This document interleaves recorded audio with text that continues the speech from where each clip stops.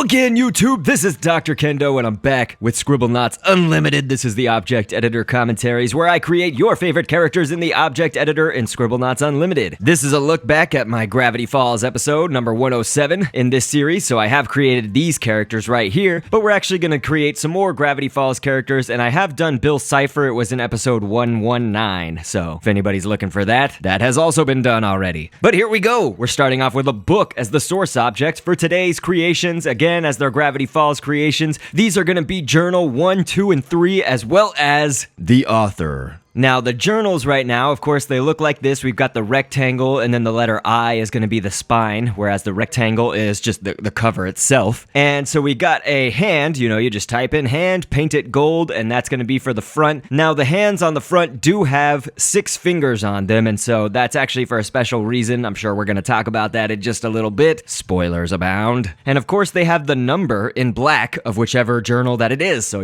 we're obviously doing journal number 1 right now. And so, with journal number 1, we've put just 1, i.e. you type in O-N-E. So then we have headband twice in either direction, and that's for the little golden parts on the spine. And so then, of course, you can probably see here now what we're placing down is actually it's the dorsal top fin from a tiger shark. So type in tiger shark and get that very top fin right there and paint it golden. And of course, the body of a bat right now is going to be for the corner right there, and a shambler. If you type in shambler, grab the top arm all the way up at the top part, and it's like the back arm of the shambler. It would be its left arm. Just grab the end of that, and it sort of has this strange little shape to it, and this is going to be sort of for the nasty ripped part of journal number 1. I guess it's not too nasty, but it's all ripped up at the top, and it has sort of like this pinkish grayish sort of color, I guess, on the cover part of it, sort of around the rips. And so a puddle is actually this other grayish pinkish sort of coloration. It's a scratch right there, and now we're using the arm that's in the top right corner on the 20th page of the 29-page library. This is if you don't expand out that 29-page library, because then it becomes the 10-page library, if you follow me. So now we're also using that same arm piece, not only for those 3 little other wither marks or whatever they are. I guess they're not wither marks, they're just like some design patterns and stuff. But the arm shape is also going to be this almost little like mountainous or jagged little symbol and stuff down at the bottom, and hopefully you just noticed we reached the stamp limit. So this game does have a limit on how many pieces of the puzzle or the object you can place down. So every single little piece that we've used is a stamp. So you do have a limit to the stamps. So I just used the last one as another bat body. We just copied that bat body up there and made it like one of the little pages peeking out in the corner,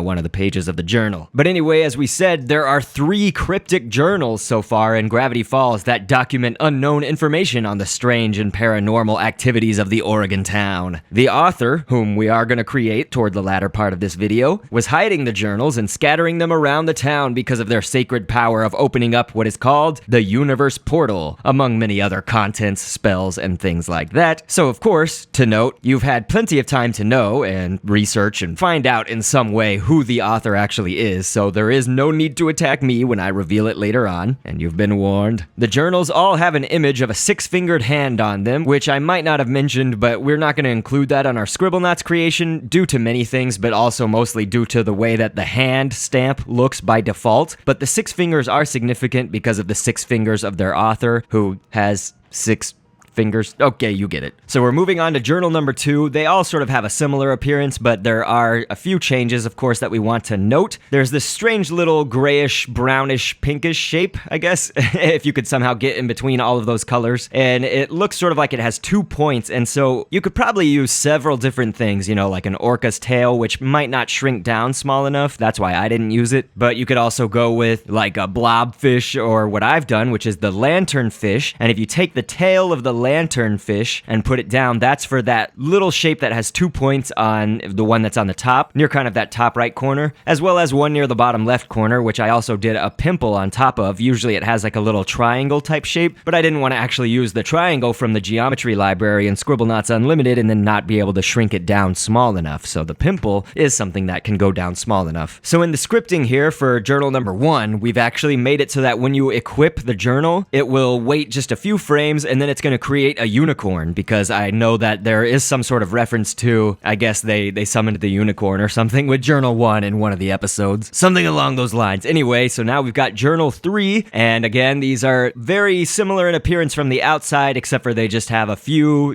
minor things here and there, or I don't know if you would call them minor things. They're just some extra things that make the journals slightly different from each other, but mostly they are the same in appearance. So we've taken grass to be sort of the ripped or design patterns and stuff down there in the bottom right corner. We also have the lanternfish moved over to the right side of the cover, that tail piece of the lanternfish, and this actually did turn out sort of how I was thinking, so that's good. I wasn't sure. I kept the number 3, just typing in THREE, but it actually doesn't look a lot like the 3 that's on the actual Gravity Falls Journal 3, so what I've done instead is taken that arm shape from the 29-page library, the same one that we had before. It's on the 20th page in the top right corner, taken that and painted it all black and just linked those together in the pattern of the 3 that is, more representative from Gravity Falls. And I know since Dipper has used Journal 3 a lot, I've seen him have that sort of like rabbit's foot looking bookmark in it, or whatever. It's like a little string bookmark, and so to represent that, we just did a lucky rabbit's foot and painted it that sort of reddish color. It's like a almost bright red color. So now for the scripting for this, we're actually going to make it so that it summons the undead.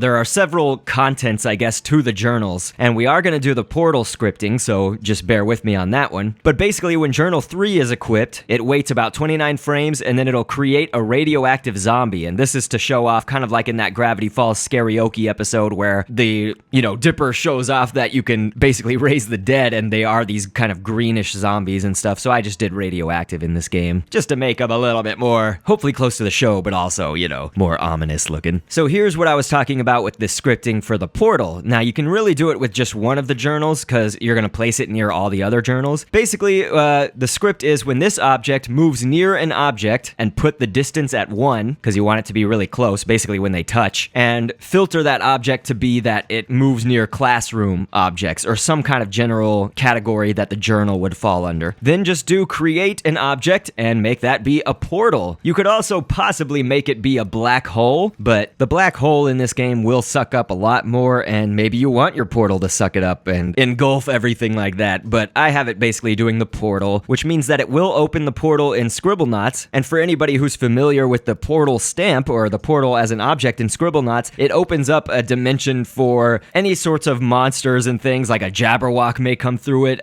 whoa, okay, I did not expect 3 portals to come out. It touched it 3 times. So that is one definite, thing you gotta watch out for, is when you're placing down the journal on the other journals or next to them or whatever, they do have to touch. You could put the distance at 2 if you don't want it to touch, but I like them touching. It's like the show, you make them kind of all arranged together and it makes the portal or whatever. But again, if it touches it more than once, it's gonna create multiple portals. And so here's an example. I equipped Journal 3 and that zombie just came out. I gotta undo all the radioactive and undeadness on me, and then ow, I just did it again, and a zombie came out of it.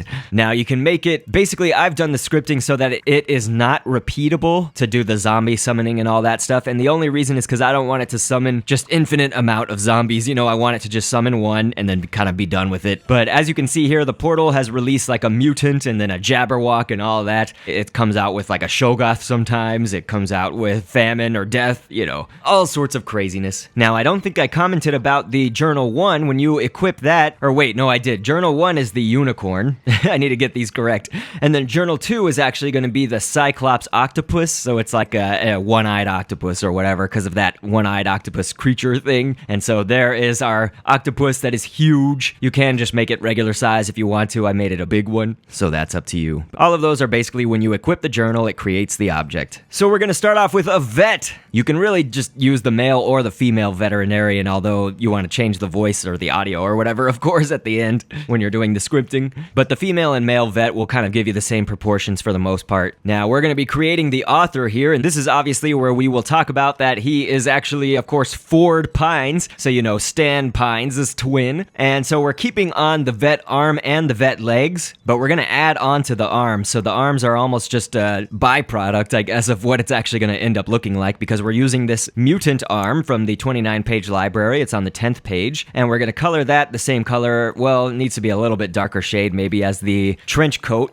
or, it's a lab coat, I guess, when the vet wears it, but the author, Ford Pines, he's normally got the tan kind of trench coat look. The letter I we put down on the shoes just to make them more, I guess, closer to boots. They need to look a little bit more like his boots. And yolk from the egg is going to be basically this little pattern that's on, it's like a patch that's near his elbow on his coat. And, one thing about the author, I love one thing that I do know about the author, Ford Pines, and that's without even having to see an episode with him in it. And that is that he's voiced by the great J.K. Simmons. You may recognize J.K. Simmons from several credits, although at the same time, many people don't seem to put that name to his face, but he's also voiced the yellow M&M on the commercials and whatnot, and he was the dad in Juno. And he had a nice role in the movie Whiplash as well, among other credits, of course. So you can see that we've had, now we put down mozzarella, that's actually going to be on either side for his hands. So, we colored them that skin tone color, and the reason that I'm going with this as opposed to like a hand or a sticky hand is again because of the 6 fingers, but it's also to show you something new that I haven't really done in this series for the hands. This is one way you can make sort of balled up hands like as a fist, and I also want him to have the 6 fingers. Now, if you had like a sticky hand or something, it would have 4 fingers on it by default, and the hand itself has 5, and you would have to add more stamps to get more fingers out of it. So instead, with the mozzarella, and now what we're doing with the strap that goes across his chest, we've used that same arm shape from the 29-page library. It's on page 20 in the top right corner, and we just painted it completely black and kind of put that down as the lines for his fingers,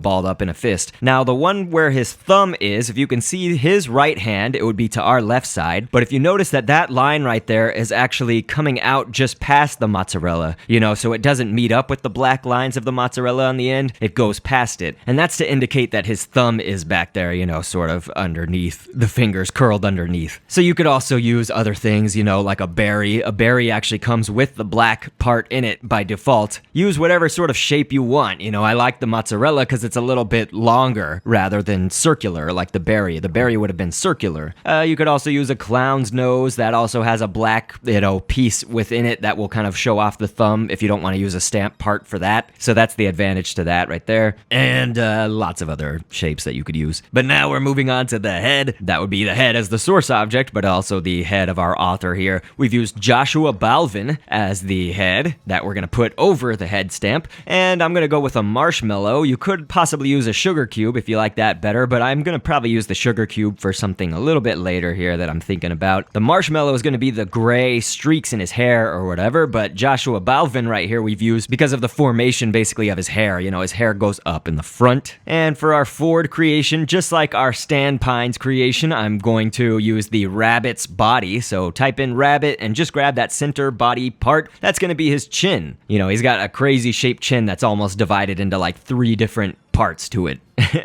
And so the rabbit body, I think, works really well for that. A kidney bean is going to be for his open mouth. Circles for the glasses, the lens part or the glass part. And then dots are going to be for the whites of his eyes. Headband is going to be for the top of his glasses. Just paint the headband entirely black. A guava is his nose. Just like when we created Grunkle Stan, we also did the guava for his nose as well. They should look similar. I mean, they're twins, but they're not going to look exact, of course, because they don't look exact. There are a few distinct differences. And we're using the sugar cube for his teeth. I'm going to copy and paste just a bunch more of those, probably about 4, I guess, or maybe 5. We'll see. Whatever we can get away with here. No, 4 looks right. That covers the mouth. Make them different sizes so that they fit with the curvature of the kidney bean. The tail end of a worm is actually going to be for his tongue that's there in the bottom corner of his mouth. And our creation of Ford, the author, is more based on his subsequent appearances after he emerges from the portal. In episodes like Dungeons, and More Dungeons, that's where he's wearing that tan trench coat and the maroonish colored sweater or whatever, his turtleneck.